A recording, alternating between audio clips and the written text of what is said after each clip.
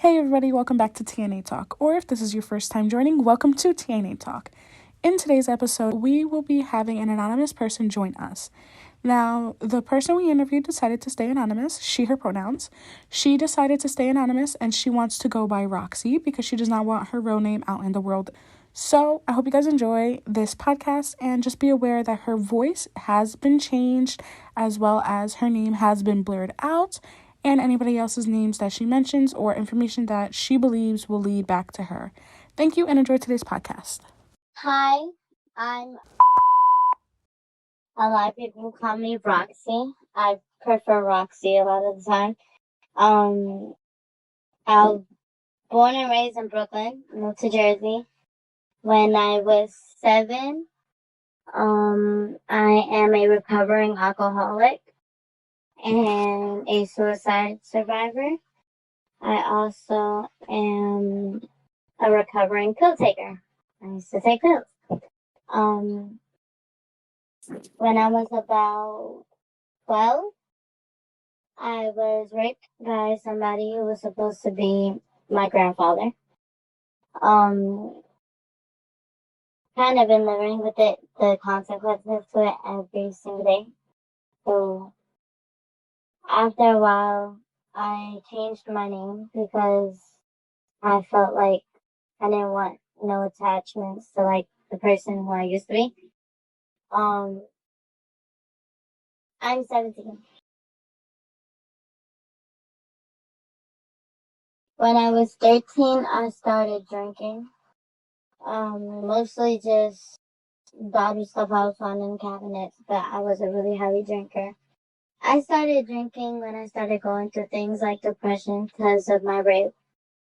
The person who was supposed to be my grandfather started to molest me when I turned 12 because my grandmother died, and he was so-called lonely. I went to go tell somebody about it and they didn't believe me. Then afterwards, it happened again, but this time to my sisters. Their names will not be shown. My sister ended up getting raped by the same man, and they ended up kicking him out. After that happened, I kind of felt like I was the one no one would believe and shit. So I started like drinking heavy to kind of cover the pain and stuff. I always felt like, it kind of helped me cope with what I was feeling, especially because a lot of the time I always felt dirty and unwanted and just a mess overall. When I turned 15, I was dealing with a lot of stuff, like still coping with my grandmother's death because she was like a mom to me. And she always took care of me and shit like that when nobody else did. So I was still coping with that, and I was coping with the fact that her death caused my rape. Because I ain't had nobody to speak to, especially when I was younger. Because it was always this rule in my house: what happens in the house stays in the house. So I was never allowed to like talk to people about stuff that happened with me. I was always told to like keep it to myself and not share it with anybody because it was embarrassing. Now that I'm older, I got heavily into smoking weed. I haven't stopped, but it's one of the other things that helps me cope. I kind of have these moods where I will go blank for very long periods of time. Um, it's like being really, really sad, but you're so sad to the point where it lasts months. Sometimes it's like you can't even move. It feels like somebody just kind of stopped your life. Everything's moving around you. You don't feel a part of anything.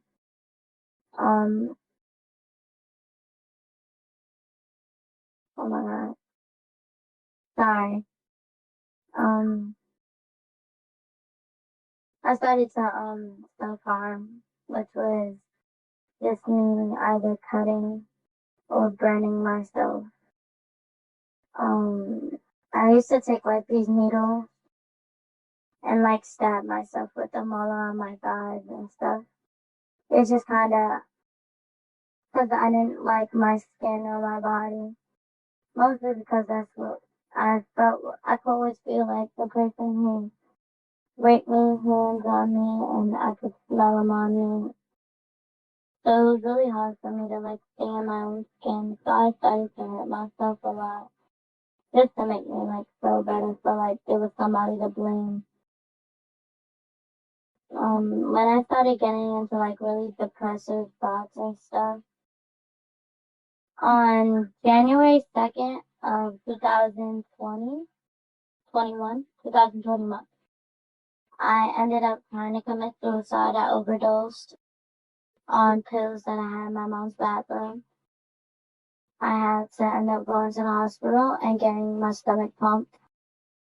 I came back. I was alive. I survived. Afterwards, I started working on myself. I wrote a book called Medusa, which is basically about a girl whose rape made her, affected her love life. Medusa is hold on, because I actually have the intro, and I would love to read it to you guys so you know what the book is about. Go right ahead. It's just an intro, though. Okay. The book I wrote is an anonymous story. It's called Medusa's Love Story. Medusa's Love Story is a story about a girl who goes by Medusa in her diary to explain her tragic love life and the horrors from her past that seems to affect her everyday life. Throughout this book, Medusa shares her experience as a ICE victim and how it affects her ability to love correctly. Each chapter is another experience in Medusa's life. Medusa tries her best to explain why she thinks things happen the way they do and how she deals with them. This book involves 4 stories of tragic love loss and 1 story about the misfit of her body. Okay, that's it. That's Medusa's love story. I wrote Medusa's love story to make me feel better about what happened to me. To make it feel like someone heard me. Someone heard my story. I've always wanted to publish it, but it was never fully complete because of the fact that in January 2022, I lost my best friend. Her name was... I stopped writing my books when I stopped talking because she was important part of my life and she was part of the reason I was motivated to write. I love her because I was doing dumb shit and she was the wrong person. After I lost, I went into really deep depression where I started to self-sabotage. I was in a good relationship, but I did bad things to myself, such as drugs, etc. I stopped writing because she was the one who inspired me to speak about what happened to me. Then, I guess you can say maybe 6 months ago, I met a boy who encouraged me to write about my story again. He ended up moving away to Connecticut, but he was kind of a really big part of my life. And here I am now, today, with a book unpublished, but almost finished. And I'm a recovering alcoholic. I've been like 2 months, 3 months sober off alcohol. Only alcohol though, still do weed. And 2 years clean off of pills. And 6 months off of self-harm. So last year, I had a miscarriage. It was with a boy I've been with for almost a year and a half now. I ended up getting pregnant by him, and I ended up falling down a flight of stairs on my stomach. And when this happened, I ended up losing the baby. Also, due to stress, I had to go to Brooklyn and use my aunt's insurance to go to the doctor, and they told me that I was already 3 months pregnant. I lost the baby. When you had the miscarriage, did it affect your habits? Did it like make your addiction try to come back, like with drinking or smoking or anything? No, because of the fact that I just didn't feel like I needed that. I more Mm. so started to like self harm and stuff, but I never went back to alcohol. I guess it was because I still had, which was the boy who, the father of the baby. I still Mm. had him in my life, so I still had something to live for, but there was still something missing. So I did start to self harm again for a short period of time, but I never went back to alcohol. Instead, I just started smoking marijuana heavy. All right. With self harm, is it something that you still like struggle with, or like, because even if you're sober, I still struggle with it sometimes too, where you still get that urge, like you want to do it when something happens. I do. Usually, if I feel like I'm about to self harm again, I will either cut my hair, dye my hair. Um, I'll just try to find ways to distract alcohol, my best friend, or I'll just like play my game or talk to who's also currently still in my life. It's a complicated situation. Understandable, especially with everything that happened. I get that. I also have this space in my closet. I Mm. go in there sometimes with like a radio and I'll play music and I'll just sit there for like hours until like I fall asleep and forget about it.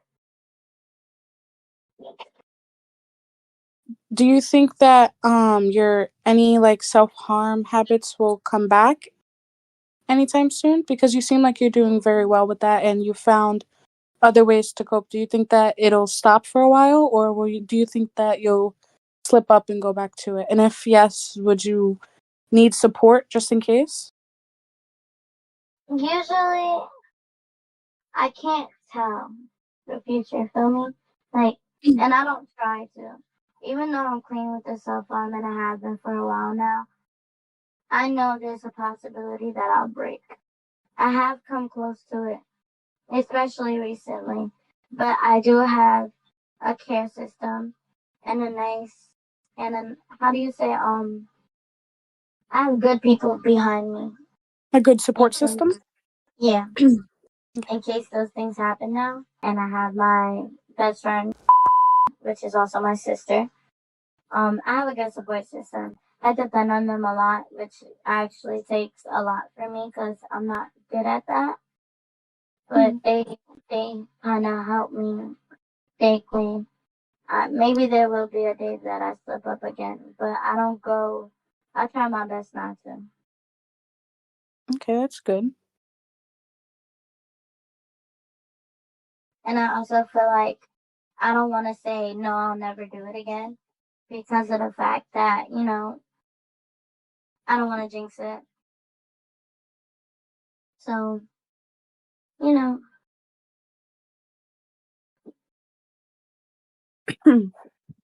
Does anybody else have any questions? I have a lot, but I feel like I'm asking too much already. no, it's okay. I You can. I have a few questions, but Alex, if you want to keep going, you can. No, go ahead. Cut me off. I talk too much. So I pretty much wrote down almost everything you said. So the first thing I want to ask you, if you're comfortable with talking about this, when you brought it up, your situation of getting raped, why didn't anybody believe you? And like, is there a reason behind that? Um, my mother always kind of thought that I was the dramatic one. I always used to like, be the least favorite and all of that. So everybody always thought that I did things for attention, that I was an attention seeker in my family. So when I said it, it was like he just wants attention. She's she's not she's not telling the truth. When it happened to my sister, who was her favorite child at the time, they believed it off the bat because that was her favorite child. So when they believed your sister when she got raped, did you lash out on them? Did you say anything about it? I ran away. And how long were you gone for? 3 days. But I was in a friend's house, so I was completely safe. But the friend let me stay there for 3 days, and then I had to go back home because they called ACS on my mom. Did the DCF getting called affect you in any way? Not really. They did an inspection on my house, and they saw my mom and my father as fit parents. So they didn't remove me or anything. I went to therapy for 4 months, but the therapist ended up doing something that kind of made me feel worse. So I stopped going to therapy, and I ended up going back on therapy. Would you ever consider going to therapy again, or because of the situation, are you uncomfortable with going back? I've had a good therapist last year. I was forced to go to her therapy though because I ended up getting brought into a hospital because I had sliced a vein in my arm and almost died. But she was actually a pretty good therapist. She did help me a lot, but I don't think I would go to anyone else besides her only because it's hard for me to trust people. If I do try therapy again though, I definitely will document how it goes for me. I definitely recommend that, writing down every single one of your sessions. Also, was there a reason why you were not allowed to speak of your rape situation? So because of the fact that my family was really embarrassed that it happened to me first and they didn't believe me, they just kind of asked me not to speak about it. They have been trying to kind of make up for the fact that they didn't believe me, but shit happens. So where is your grandpa at now in your life, in your family's life? I know exactly where he lives. He lives in my old neighborhood, and he's just kind of living life. Nobody ever took him to court or anything. He ended up raping his daughter, and she tried to take him to court, but they didn't have enough money for a lawyer, so they ended up dropping the case. That's horrible. And he's a free man, and he still kind of stalks me on TikTok too. If Ugh. you had the chance to report him and go into legal stuff, you could get a lawyer. I know there's a lawyer in New York, a couple of them, who my family has dealt with as well, where they don't get paid unless they win the case, which is very good because if you lose, they don't get paid a dime. You can get a lawyer like that. If you were to report them, would you feel comfortable doing that? Reporting what he did to you and your family and to his daughter? I only wouldn't do it because of the fact that he was the last thing I had of my grandmother.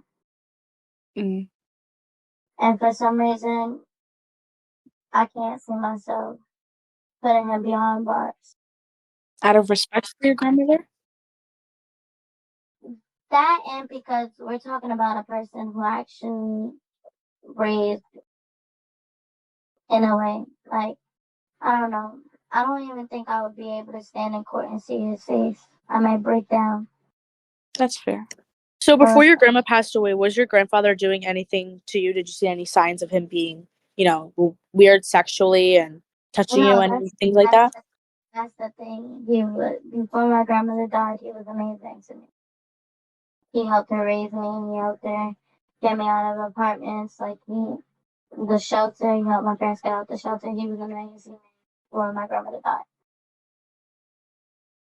So your book, are you still working on that? And do you think you have an official date where it may be ready to be put out, or are you not sure yet?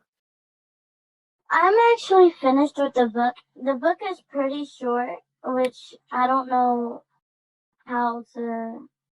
The book is short, so I don't know if I should publish it now with it being short because I don't know if people are going to read such a short story. But I don't know. I'm kind of thinking of trying to publish it, get someone to publish it by the end of the summertime, this summer coming up, or by the beginning of or by the end of the school year. I do want to have it published.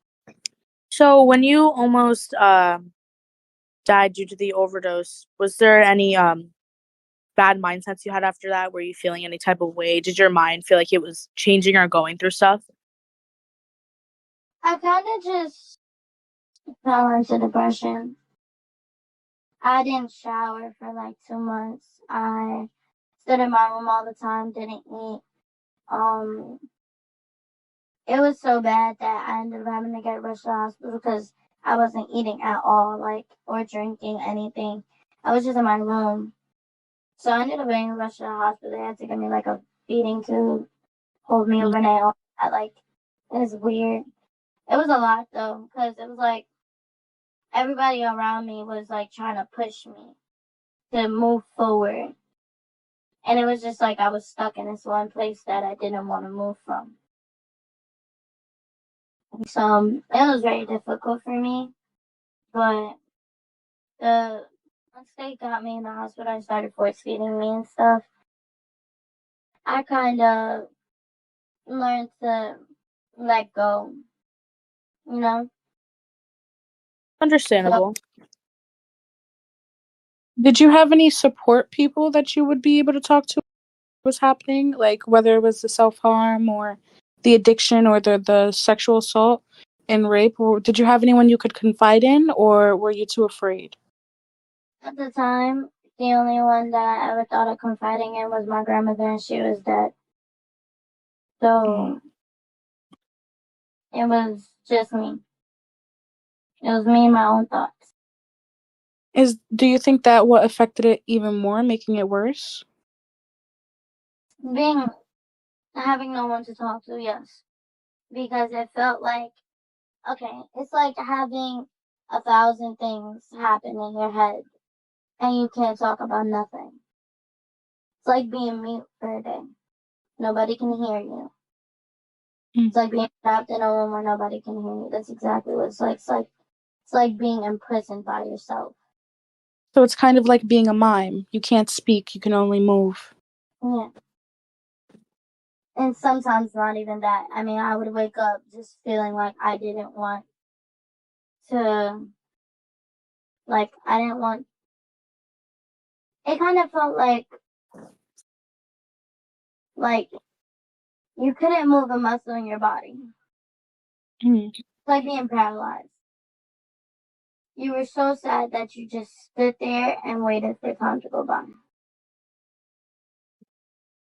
Did that time period feel like a dream, like a fever dream, like something that doesn't even feel real now, but it still affects you to your day-to-day life? I don't think it will ever be like a dream to me. To me, it's currently still my reality. Is it something that plays over at night? Yeah. The moment I'm alone, that darkness comes back. It doesn't stay away. But I have to be the one I have to fight it. And with my support team and with everything that I have around me, it's been a little easier to fight it. But that darkness will never fade. It's always gonna be in my life. It's always gonna be there waiting for me to crumble. I just hope that I don't. I wake up every day hoping that I don't crumble. Is there any support system that you have now that you think that will help you? I have my best friends and I have my, I guess you can say, sort of boyfriend or ex-boyfriend. And I have my parents. Sometimes now they're like they're like a light switch. But I have them when I need it. And I have my games and my writing and my music. If we were able to set up something where, free of charge, of course, since we're a nonprofit, a therapy session once a week or whenever you would need, would you be down for something like that? I don't mind. I I don't mind. I just hope the person knows that it might take me a while to open up. No, of course. If anything, it could be somebody that is a staff, since you told us your story and we have a feeling, we know a little bit about your situation now. The only thing is I would want it to be someone who doesn't directly know me. Of course, we can work something out with that. Is there a way is there like something that you don't exactly know how to explain, like in your life right now, that you want to talk about but don't know how to put it into words? Kind of like right now, the thing that I'm going through right now is kind of I'm I have a lot going on, right? I have to start finding a school, and even though I found one, I'm supposed to be attending Renaissance soon. I'm also like currently trying to find a way to make money and stuff like that, and dealing with my parents going through money issues. I'm having this moment where I feel like everything I do is not enough. It's like Hmm. I'm always letting someone down. Like I'm always So, letting someone down. oh, sorry, keep going. So I have like a lot of moments where I feel like, you know, nothing I do is right. So, a lot of the time, I just kind of wish I could disappear, like into midair, just go somewhere and never look back and just disappear. I feel like I hurt people less when I'm not around them. I don't hurt the people I love when I'm gone. And So that's kind of the feeling that I've been having lately, that I've been fighting so hard. The last time I had this feeling, I ran away. Like, literally ran away. I ran away a couple times, but I ran away and I was gone for like 3 days. And in the midst of all of that, I was high all the time, all of that. I know if I do disappear, I'm gonna hurt myself. I know if I disappear, I'm gonna destroy myself. But then I know that if I stay and I try, there's a chance that there's always gonna be someone that I I don't do right by. It's like I move 10 steps forward and then move 50 back. I'll be doing good for a long period of time. And then something will just switch in me and it's like I be kicked back. It's like air in my chest all the time because it's like I'm always waiting for the moment somebody tells me I'm not enough or somebody tells me that I've made a mistake again. You know? It's just always that feeling like I'm gonna hurt somebody. So, going back to the financial issues that you were talking about a little while ago. So since our group wants to start working on more of like charity and foundation stuff, did you want us to possibly help you and your family set up a GoFundMe?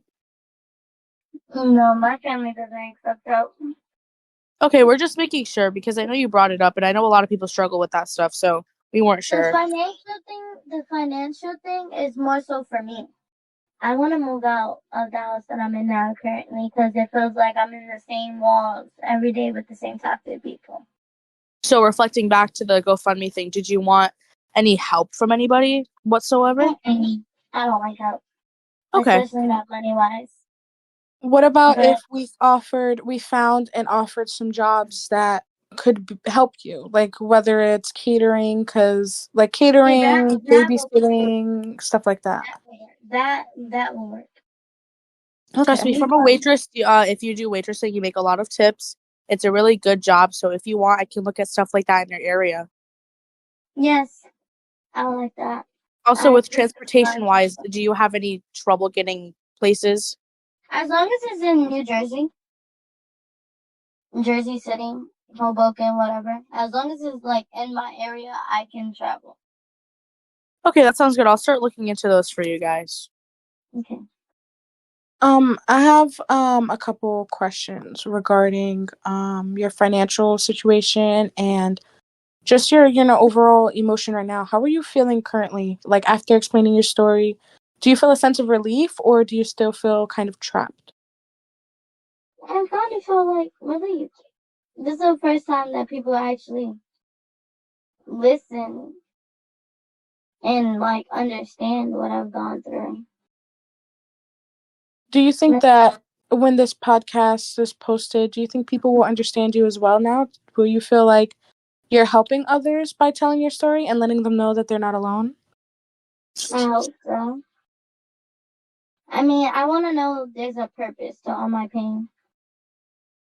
If I can help somebody because they understand what I went through, at least I know there was a reason I went through it, you know? Do I'm you the feel like type of, everything that you went through makes you a bigger person today? no. I feel like I've always been that person who wants to help and love and, be better. I've always been that person despite what I've gone through. But what I've gone through has helped me show people that, has helped people understand why I do what I do. But it has not made me a certain person, a certain way. I did that on my own. I like to believe that it wasn't my pain who made me the person that I am. I like to believe that I am just that person. Do you think that your pain is what defined you for a lot of your years before you were able to find your own path? Yes. Everything had to go according to what I was comfortable with because of what I went through. Mm. I was able to do things because I didn't feel comfortable because of my pain. Feel me? Like everything I went through stopped me from doing a lot. When I finally started to get comfortable with what happened to me and comfortable with all the stuff that I thought I would never do again. And, I started to believe like, hey, even though this happened, I can still be me. When I started to actually believe and try to understand that, I started to live my own life. My pain didn't define me and what I do in the future anymore. It just helped me through it. It just helped me help other people. But I don't think that I would have been able to help people as much as I can now because of my pain. My pain makes me be able to understand people a lot. It gives me a different window to look from. Going to your coping mechanisms, right? Do you have any coping mechanisms that are healthy? Because I know that you said currently smoking is a coping mechanism that you use. Do you think that you would be able to soon enough find something that's healthier and that would help you more? I like to do hair. Do you think you could turn cosmetology into a business or a job? I do. It's just, I don't know, because a lot of people, they want, how you say, I, I don't know how to explain it. Free services? I'm like, yeah, it's hard to create a business in this world. It's That's like not, true. and especially because I don't know how to do everything. Like, I know certain hairstyles, I can flat iron hair, I can do installs, I can do all of that, but I can't do like box braids and shit like that. So I'm debating because you know a lot of people not gonna. I feel like a lot of people not gonna like my stuff. They're not gonna buy my stuff. Well, I mean, you got to start somewhere. You can start a business with cosmetology. And when you have availability, there's night classes in Jersey City that are like $10 for. I think you get the first 3 classes free, and then it's like $10 each class. And they can Mm. teach you how to do certain hairs, and you can learn techniques. And there's specifics if you want to do like just braids, or if you want to become a male barber. They have that here. Would you ever consider a trade school? Because I know trade schools can help you get into a really, really good business. That's true. I've never thought about it. I've always thought about studying law. Would you do law and then do cosmetology on the side so that you have 2 career paths set? Kind of like a small business. Yeah. Yeah, but I would do I mean, anything to make. that's a great thing to have, like a plan set in action. Even though you're going through a lot of things, you still have your mindset where it's like you're going to go to college or go to school for law.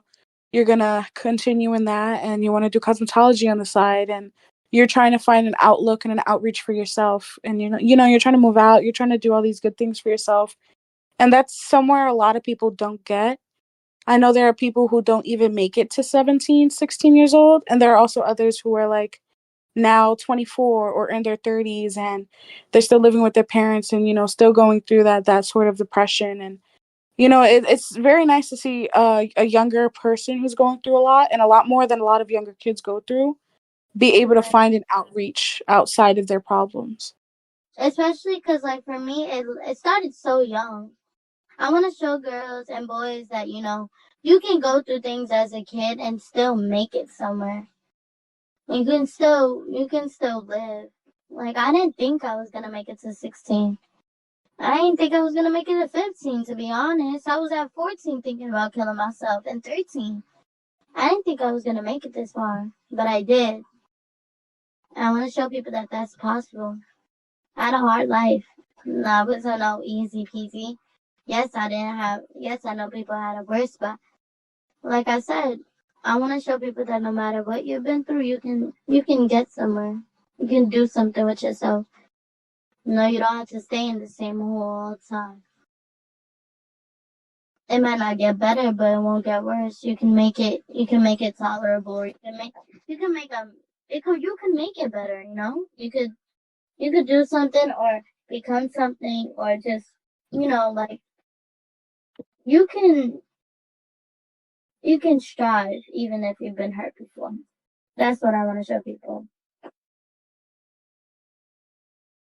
And I'm hoping I do. I'm hoping with this program and what I'm doing and, the people around me, especially like my sisters and stuff, I want to show them that even though you go through something, you can make a life. You don't have to be in the same loophole all the time, I agree with that. I really like that, actually. If you could tell your siblings something, your sisters or in general, your siblings or your parents something like about your life and about how you are in simple, or even if it's like kind of hard for them to understand, if you were able to sit them down and try to talk to them and tell them everything, what's one big thing you would want them to take out of your story and what you've gone through? I tell them to I don't know. I think I tell them to live. I tell them to keep going. Like, there's so many times where I could have just stopped. I don't want that for them. I want them to keep going no matter what life throws at them. To keep living life to its fullest. I want them to really take in life. Because with all the bad and the misfortune and all of that, there's some really beautiful shit that happens in this world. I want them to take that in. I don't want them to take that for granted just because they have a few flaws in the road. I want them to take the good with the bad and not just consume the bad and become it. I consumed the bad and I became it because I allowed it to take over me. And I don't want that for them. I want them to consume the good and let the bad go. I want them to consume the good in life. The bad might happen once in a while, but you can choose whether to let it control you or to prosper from it. And I want them to learn to prosper no matter what. My sisters, my brother, they're my life. And they're everything to me. The only thing I want them to know is that you can prosper from anything. And as long as you don't let the bad take over you, you can make good out of what this world has to offer you. And that's it.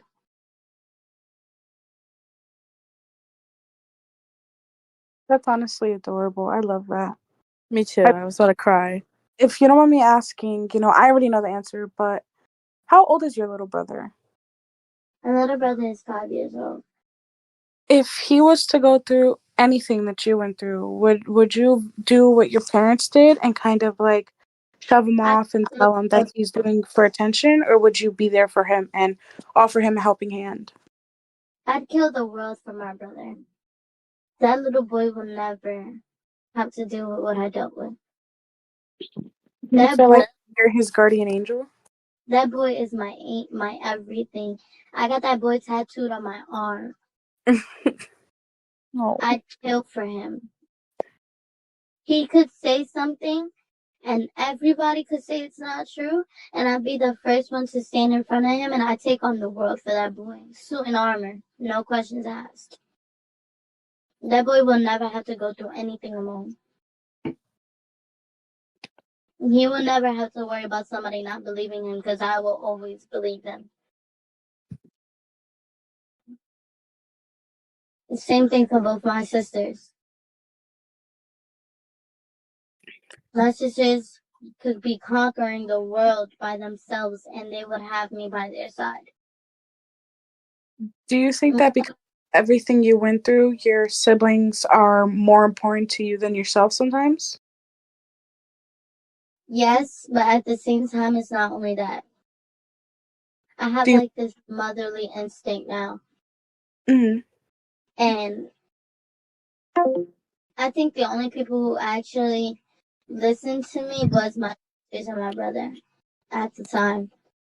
My brother wasn't born yet, but he's innocent. He doesn't deserve to see the bad in this world, not yet. And even if he does see the bad in this world, I want him to know that he has somebody behind him. My sisters, on the other hand, through the whole thing, they listened to me. They believed me. One of my sisters is battling depression. Both of my sisters, actually. And both of my sisters are going through the same thing I did, because the same thing happened to both of them by the same person. Do they cope the way that you did once everything happened to you? Do they deal with any drinking problems, smoking problems, anything like that? One of my sisters does. She smokes. The other one used to smoke. But the other one found her way through drawing, singing, and her boyfriend, who's been her boyfriend for almost 3 years now. Oh, wow. Yeah. My little sister, she smokes a lot, but she also finds her way of coping through music, and she loves to draw. She loves to draw. She can cut hair. She can do anything, and she loves basketball.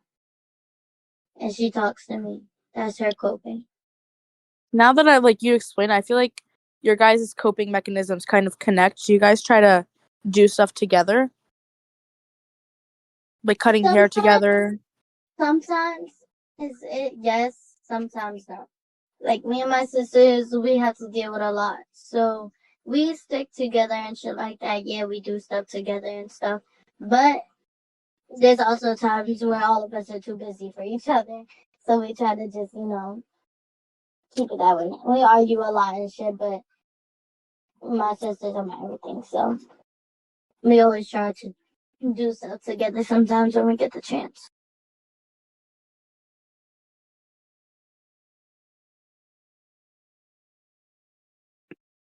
I have a question, and it may be a little it might hit home, so you don't have to answer if you don't want to. But do you think that the reason why you have like kind of like a mother figure and like a barrier over people like that is because of your miscarriage?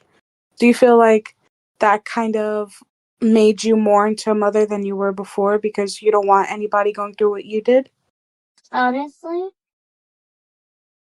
I always had that motherly instinct. I've always wanted to be a mother. Mm. I recently got diagnosed with PCOS, which means it's like a slim chance that I can have a baby. It's very unlikely for me. But my miscarriage was proof that that's still an option for me. Before that, I've always wanted to be a mom. I had names picked out for my future baby and everything. I've had baby alives all over the place. I've always wanted to be a mom. When I got to here, when I thought I was pregnant and I thought I was going to have a baby, yes, I was scared because I was young, and I'm still young. Yes, I was scared, but it was something I always wanted. So it kind of just kicked in for me. Then when I lost her, I reflected it on my little sister, which is kind of a bad thing, but not really. Like, I became her mom. Everything was, she wanted it, she needs it, she has it. And it just kicked in for me. She still does with it to this day, where I start being motherly and she has to tell me to back off, Like, it's just something that naturally happened to me. It's something I always wanted, and when I got it and lost it, it naturally just kicked into place.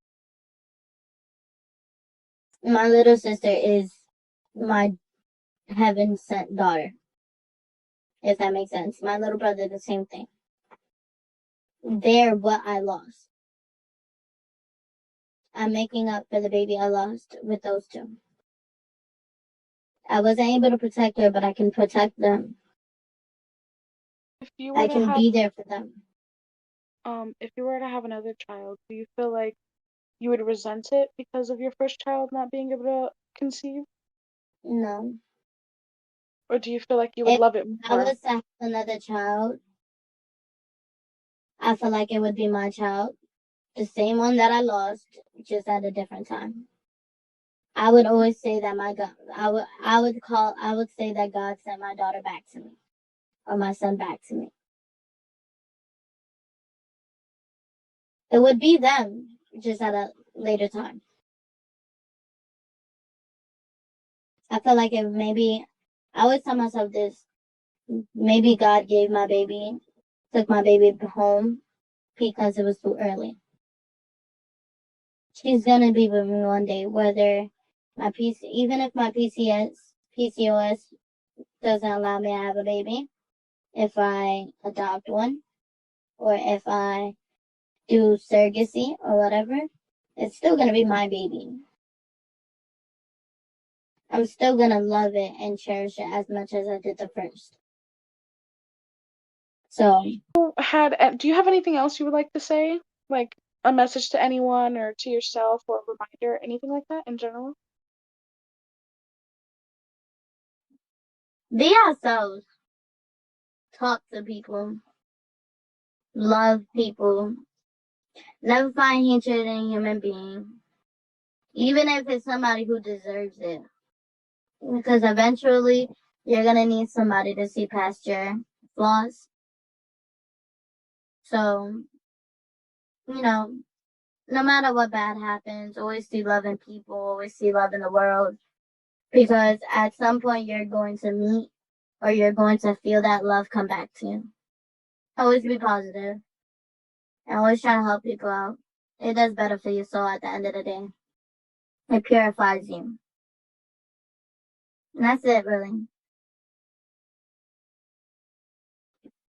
Ready? One love Superwoman, that is a wrap, and soup. Bye, guys.